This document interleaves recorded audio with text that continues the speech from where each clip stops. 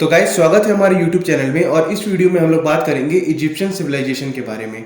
ठीक है, तो इसके पहले जैसे कि हम लोग बात कर रखे हैं मेसोपोटामियन सिविलाइजेशन और इंडस वैली सिविलाइजेशन, बाकी ये सारे टॉपिक्स हम लोग पढ़ेंगे। ठीक है, तो जितने भी सिविलाइजेशन थे मोस्टली वो सारे नदी के किनारे बसे हुए थे।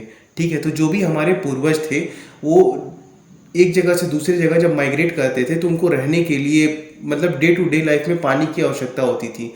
तो मोस्टली वो लोग जा करके नदी के किनारे ही बसते थे।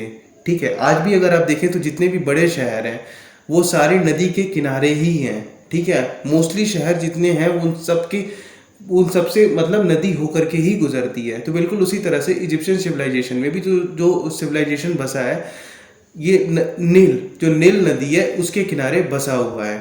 ठीक है, तो आप यहाँ पे देख सकते हैं जैसा कि इसकी पहली लाइन में ही कह रखा है कि Egypt civilisation in Egypt emerge in valley of river Nile. ठीक है, Egyptians were advanced as compare to other civilisation. अब ये जो दूसरी लाइन है ये मतलब एकदम इम्पॉर्टेंट फैक्टर है, इम्पॉर्टेंट मतलब पॉइंट है कि जो इजिप्शियन सिविलाइजेशन था ये काफ़ी ज़्यादा एडवांस था। ठीक है, तो अब देखते हैं कैसे एडवांस था। अभी इस वीडियो में ही हम लोग सारी चीज़ें डिस्कस करेंगे। फॉर एग्जांपल जैसे कि इन लोगों ने पिरामिड्स बना रखे थे। ठीक है, मैथमेटिक्स का इनके पास काफ़ी अच्छा ज्ञान था as compare to other civilisation. और ये दिन वगैरह को घंटों आवर इन सारी चीज़ों में डिवाइड कर रखे थे। ठीक है, तो ये सारी चीज़ों के बारे में अभी इस वीडियो में हम लोग फर्दर आगे पढ़ने वाले हैं। ठीक है गाइस, फिर उसके बाद तीसरा पॉइंट यहाँ पे आप लोग देख सकते हैं, it influence the development of civilisation in Greece and Rome. हुआ क्या था कि जब ये इजिप्शियन सिविलाइजेशन का एंड हो गया तो इससे बहुत सारी चीज़ों को लेकर के बहुत सारी चीज़ें यहाँ से प्रभावित हुई थी, जो ग्रीस का सिविलाइजेशन था और रोम का सिविलाइजेशन। ठीक है, तो इन सारी जो सिविलाइजेशन थी ये सारे बहुत ज़्यादा प्रभावित हुए थे इस सिविलाइजेशन से। ठीक है गाइस, तो इसको मैं खोल लेता हूँ और अब हम लोग चलते हैं सोर्सेस पे। तो सोर्सेस पे जब हम लोग चलते हैं तो यहाँ पे आप लोग देख सकते हैं कि कैसे कैसे हमें पता चला इस सिविलाइजेशन के बारे में। ठीक है, तो आर्कियोलॉजिकल एक्सकवेशंस मतलब ये जो सारे सोर्सेज हैं मतलब ये तो मतलब ये जितने भी हमें ये स्ट्रक्चर्स मिले। ठीक है, ये जितने भी स्ट्रक्चर मिले हम लोग को ये सारे और इंस्क्रिप्शंस मतलब जितने भी हैंड रिटन नोट्स मिले तो ये सारी चीज़ें हमें सबूत बताती हैं इजिप्शियन सिविलाइजेशन के बारे में। ठीक है, और ऑफिशियल डॉक्यूमेंट्स तो जितने भी डॉक्यूमेंट्स मिले ये सारी चीज़ों से हमें पता चलता है इजिप्शियन सिविलाइजेशन के बारे में। तो अब आते हैं पीरियड्स पे। ठीक है, तो देखिए 3 मेजर पीरियड है इसमें। सबसे पहले ओल्ड किंगडम जो कि 1000 साल तक चला। ठीक है, मतलब 3000 BC से लेकर के 2000 BC तक। और मतलब इसी समय में इसी काल में जो जितने भी पिरामिड्स थे वो सारे मोस्टली बने थे। और पिरामिड्स में होता क्या था, जो फरो जो राजा होते थे वो उनकी जब डेथ हो जाती थी तो उनको वहाँ पे ले जा करके दफनाया जाता था। उनका मकबरा है। ठीक है, एक तरह से कह सकते हैं मकबरा। मकबरा मतलब जैसे जब कोई मर जाता है तो उसको ले जा करके वहाँ पे दफनाया जाता है। ठीक है, टॉम। तो ये जो थे मतलब ओल्ड किंगडम में इस टाइम में मतलब पिरामिड्स का बहुत ज़्यादा चलन था। ठीक है, मिडिल किंगडम में हुआ क्या था कि देखिए यहाँ पे 2000 से 1700 BC तक ही ये चला था। तो इसमें हेक्सोसिस एक ट्राइब थी। ठीक है, उन्होंने इनके ऊपर आक्रमण कर दिया और इजिप्शियंस के ऊपर उन लोगों ने कब्जा पा लिया। हालांकि कुछ समय बाद ही, ये ज़्यादा दिन तक टिके नहीं, कुछ ही समय बाद इजिप्शियंस ने वापस से उस ट्राइब पे कब्जा कर लिया। ठीक है गाइस, अब आते हैं न्यू किंगडम। तो न्यू किंगडम जो था हमारा यहाँ से आप देख सकते हैं कि 1600 से लेकर के 1100 BC तक चला था। और इसमें क्या हुआ था कि जो भी ये सिविलाइजेशन जो भी ये पीरियड है ये पूरा डिक्लाइन कर चुका था। आई होप सो गाइस आपको समझ में आ रहा होगा। ठीक है, तो अब इस पीरियड के हम लोग सोशल क्लासेस के बारे में भी बात कर लेते हैं, कुछ चर्चा कर लेते हैं। तो यहाँ पे जो क्लासेस थी, जो लोग थे वो किस किस आधार पर डिवाइडेड थे। ठीक है, तो इसमें सबसे ऊपर आते हैं किंग जिन्हें गॉड की तरह ट्रीट किया जाता था और इन्हें ही फरोह कहा जाता था। फरोह का मतलब एक दर्जा मिला था। ठीक है, और उसके बाद होता है कि इसके बाद किसको इंपॉर्टेंस सबसे ज़्यादा मिलती थी, तो इसके जस्ट बाद सबसे ज़्यादा इंपॉर्टेंस अगर किसी को मिलती थी तो वो थे प्रीस्ट। ठीक है, और प्रीस्ट को फॉलो करते थे नोबल्स और ऑफिशियल्स, और फिर उसके बाद से मर्चेंट्स, आर्टिशियंस और फार्मर्स। ये जितने भी लोग थे इन सारे लोगों मतलब ये औहदा था, मतलब एक तरीका था, मतलब इस तरह से इन इन लोगों को ये समाज में इज्जत मिल रखी थी, ठीक है। और सबसे आखिरी में आते थे स्लेव्स, और वो लोग जो कि लड़ाई जंग में हारे हुए लोग थे, जो बंदी बनाए गए थे, ठीक है।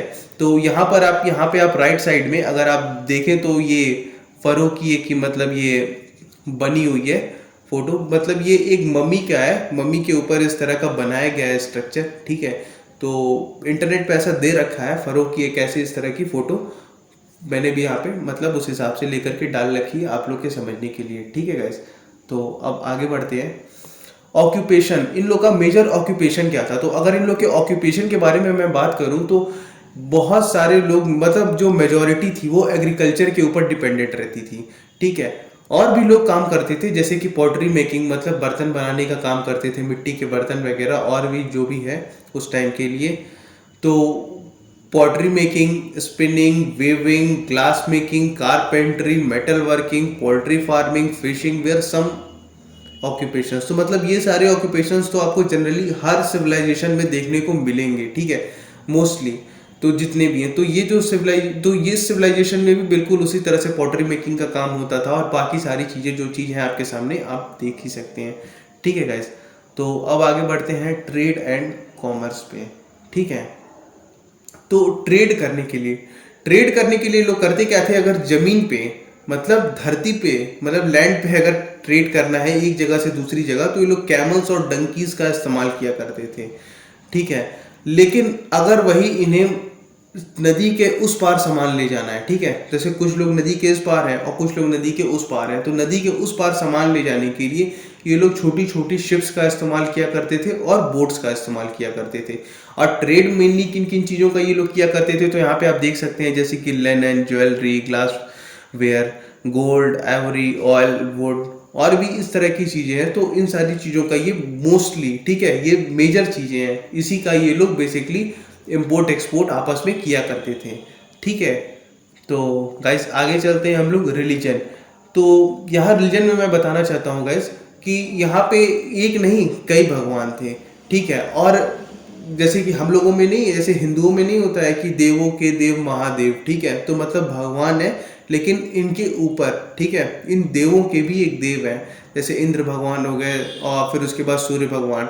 तो बिल्कुल उसी तरह से यहाँ पर भी इन लोगों में भी जो सन गॉड थे, ठीक है, अमुन, री और रा, ठीक है। तो मतलब उनका जो नाम था यहाँ पे आप पढ़ सकते हैं, देख सकते हैं। तो अमुन, री और रा सन गॉड थे, ठीक है। अगर इनकी मैं फोटो दिखाऊं नीचे, तो इनका देख सकते हैं यहाँ पे आप इस तरह का ये कुछ ये इस तरह की जो फोटो आप देख रहे हैं, जहाँ पे मैं मार्क कर रहा हूँ, ये जो फोटो है, यहाँ पे इस तरह का इनका आज भी मतलब मंदिर देखने को मिलता है, ठीक है, जहाँ पर लोग जाकर के अपने प्रार्थना वगैरह बाकी सारी चीज़ें किया करते थे।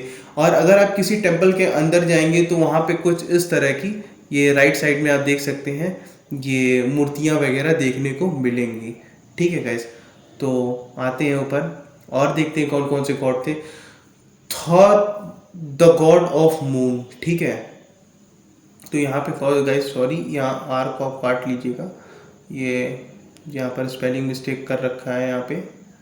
तो thought, the God of moon, ठीक है।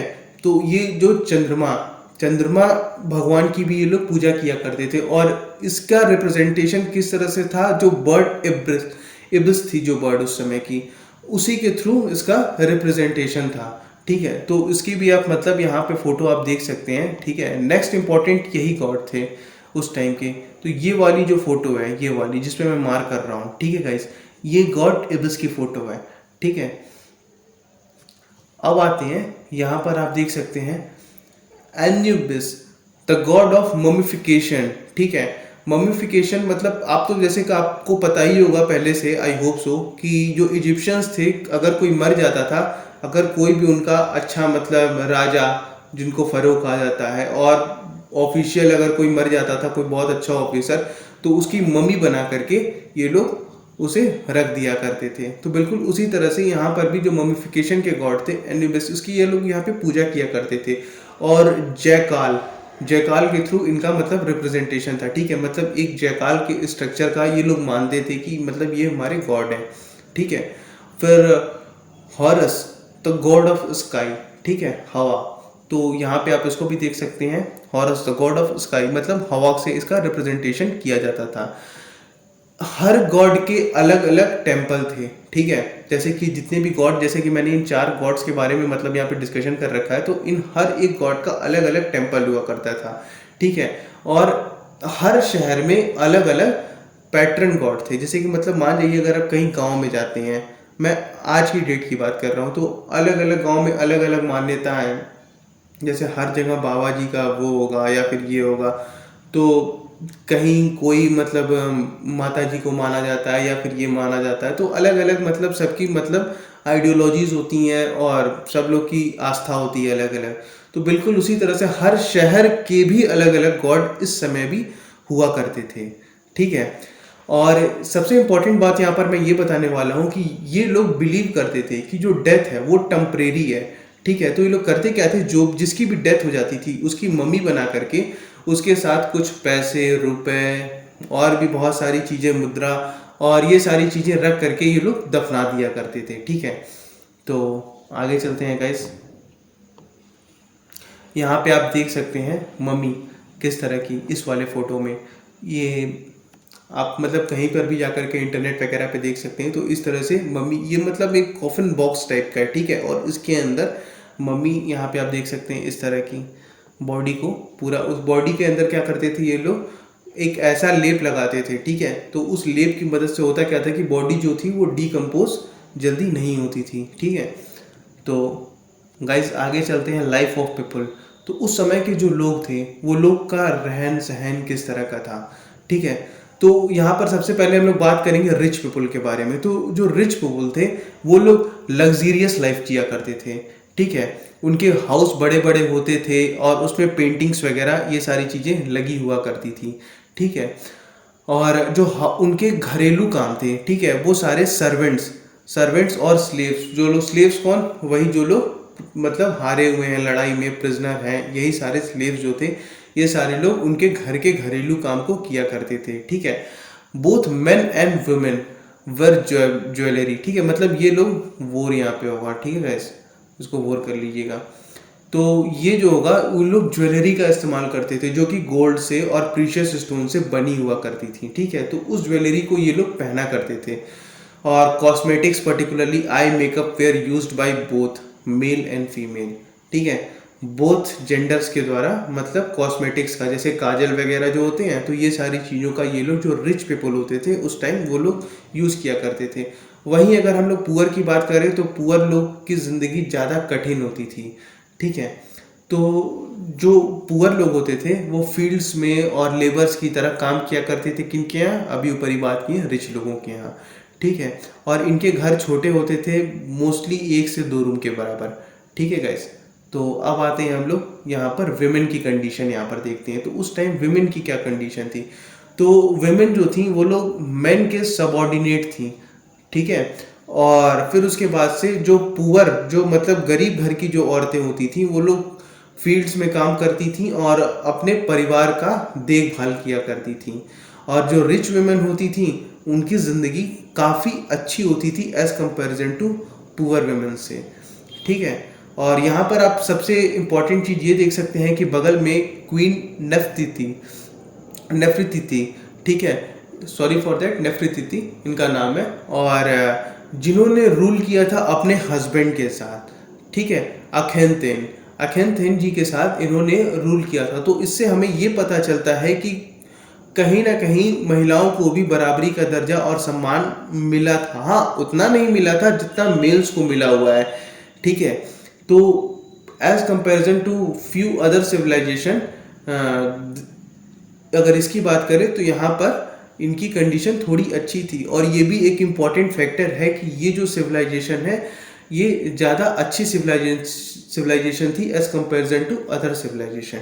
दे were hardly given a position of power and authority, मतलब पावर और अथॉरिटी मतलब इन्हें हार्डली ही मिलता था, नहीं मिलता था। बस एक ही ऐसी रानी है जैसे कि क्वीन नेफरतिति, जो कि मतलब अपने हस्बैंड के साथ मिल करके शासन की हैं, ठीक है गाइस। तो अब आते हैं अम्यूजमेंट्स, ठीक है। तो तो अम्यूजमेंट्स क्या क्या मतलब ये लोग अपने दिनचर्या में और बाकी सारी चीज़ों अपने लेजर टाइम में ये लोग क्या किया करते थे। तो अपने लेजर टाइम में बेसिकली ये लोग गाना गाया करते थे, डांस किया करते थे, म्यूजिकल इंस्ट्रूमेंट्स बजाया करते थे। ठीक है गाइस। फिर उसके बाद ये लोग कुछ गेम्स को भी खेला करते थे, बोर्ड गेम्स को स्पेशली खेला करते थे, जैसे कि sand, backgammon and chess. इन 3 गेम्स को बेसिकली ये लोग खेला करते थे और गाना गाया करते थे, ये म्यूजिकल इंस्ट्रूमेंट्स बजाया करते थे, डांस किया करते थे। तो इन सारी चीज़ों को ये लोग उस टाइम अपने समय में परफॉर्म किया करते थे। ठीक है। अब ये लोग फूड खाना किस तरह का खाते थे, तो खाने में बेसिकली ये लोग वीट, मिलेट, बार्ली, मतलब उस टाइम के मेन क्रॉप्स थे जिसे उगाया करते थे ये लोग। और ये लोग फ्रूट्स, वेजिटेबल्स, इन सारी चीज़ों को सेवन करते थे। ठीक है। इन सारी चीज़ों का सेवन करते थे। फॉर एग्जांपल जैसे date, grapes, apples, figs, cucumber etcetera, और भी बहुत सारी फ्रूट्स हैं, मतलब जो भी मतलब इन्हें उस टाइम अवेलेबल थी वो सारी चीज़ों का ये लोग इस्तेमाल किया करते थे। वाइन, ठीक है, वाइन फिर से आके देखिए, wine was a popular drink at that time. ठीक है। तो वाइन वाइन आप सोच लीजिए कितने पुराने समय से इस वाइन का चलन है। ठीक है गाइस। तो चलते हैं और आगे। मेजर अचीवमेंट, इनकी मेजर अचीवमेंट्स क्या क्या है, तो मेजर अचीवमेंट्स के बारे में अगर हम लोग आर्किटेक्चर पे जाएं तो आर्किटेक्चर में जैसे कि ग्रेट पिरामिड एट गीज़ा। ठीक है। तो गीज़ा में आप जैसे कि देख सकते हैं यहाँ पे, मतलब आगे तो यहाँ पे वो पिक्चर लगी हुई है। ठीक है। ये इसके पीछे जो पिरामिड बना हुआ है, ठीक है, ये वाला, ये ग्रेट पिरामिड एट गीज़ा जो बना हुआ है, ठीक है, ये सबसे बड़ा पिरामिड है। ठीक है। और ये इसमें बहुत सारी सोचने वाली बात ये है कि किस तरह से इन पत्थरों को ले आया गया यहाँ पर, किस तरह से रखा गया, तो यही सारी चीज़ें यहाँ पर आप देख सकते हैं। ठीक है गाइस। और इसको बनवाया किसने था, तो ये फरो चपोस कुफू द्वारा बनवाया गया था। ठीक है। और दूसरी चीज आप देख सकते हैं स्फिंक्स। स्फिंक्स क्या है कि ये जो सामने वाला स्ट्रक्चर, ठीक है, इस पिरामिड को जो अभी मैंने डिस्कस किया है पीछे वाला, इसके सामने वाला जो ये स्ट्रक्चर है जो कि हाफ लायन का बना हुआ है और आधा इंसान का, जो ये शरीर है आधा लायन का और आधा इंसान का बना हुआ है, तो इसे हम लोग कहते हैं स्फिंक्स। तो उस टाइम स्फिंक्स भी एक बहुत बड़ा इनका अचीवमेंट था कि किस तरह से, मतलब इस तरह के मतलब इंस्ट्रूमेंट्स वगैरह इनके पास नहीं थे कि किस तरह से ये लोग काम कर पाए इस पर, लेकिन तब भी इन लोगों ने इस चीज़ को कैरी आउट किया और बना लिया। ठीक है। फिर उसके बाद हम लोग बात करते हैं टेम्पल एट अबू सिम्बल। ठीक है। जो कि रमीज, सॉरी भाई यहाँ पर रमेश लिखा हुआ है, यहाँ रमीज होगा, RAMEES, रमीज सेकेंड द्वारा। ठीक है। अबू सिम्बल टेम्पल, तो यहाँ पे आप इनकी फ़ोटो भी देख सकते हैं। ठीक है गाइस। तो अबू सिम्बल टेम्पल भी इनका ग्रेट अचीवमेंट था। Sorry for that, sorry for the spelling mistake, मतलब सॉरी गाइस।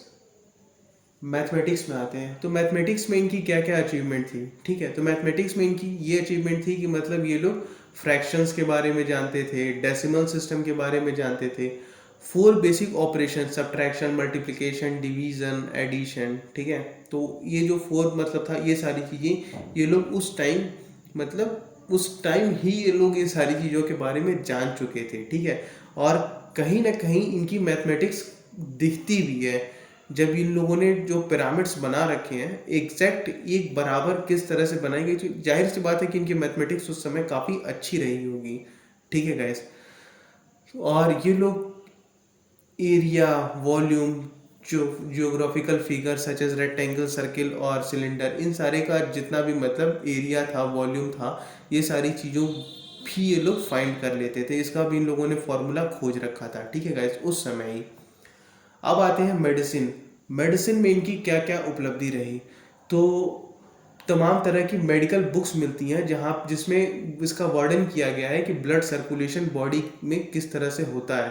तो इस चीज़ के बारे में भी हम लोग को यहीं से ज्ञान प्राप्त होता है। ठीक है।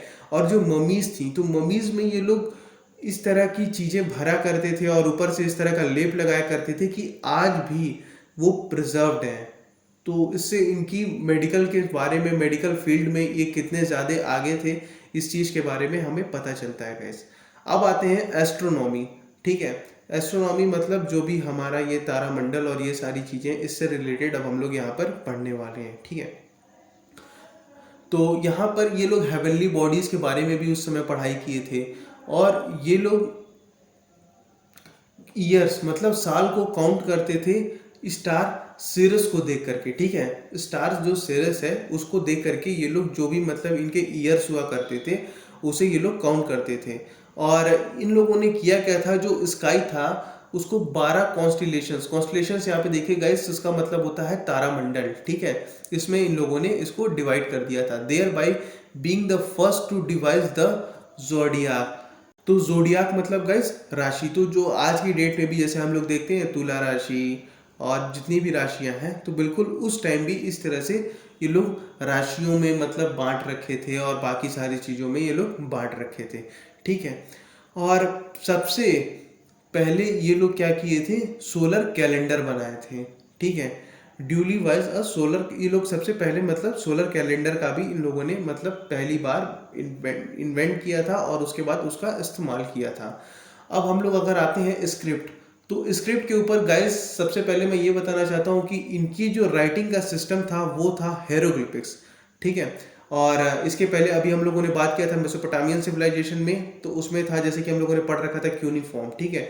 और बिल्कुल उसी तरह से मेसोपोटामियन सिविलाइजेशन की तरह ही इसको भी लिखा जाता है, ठीक है। और ये लिखा जाता है right to left. Sorry guys, यहाँ पर भी मिसस्पेलिंग मिस्टेक है, राइट टू लेफ्ट, ठीक है। बिल्कुल उसी तरह से इसको भी लिखा जाता है। सॉरी गाइस, जहाँ जहाँ पर भी स्पेलिंग मिस्टेक है इसके लिए मैं माफ़ी चाहता हूँ आपसे, ठीक है। स्पेलिंग नहीं मिस्टेक है, ये मिस वो हो गया है, ठीक है, प्रिंट हो गया है इधर उधर।